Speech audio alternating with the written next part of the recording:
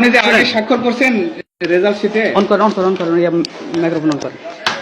একটু বলেন ভাই। আপনারা যদি ভোট নেওয়া বাধাগ্রস্ত হবে। আপনারা যদি এটা তো আইনের আসলে আপনি কি বলছেন এটা বলেন যে এই আইনটা কি আপনি জানেন? আপনি আইন জানেন কিনা সেটা বলেন। কথা বলেন। কার অনুমতিতে আপনি এই করছেন?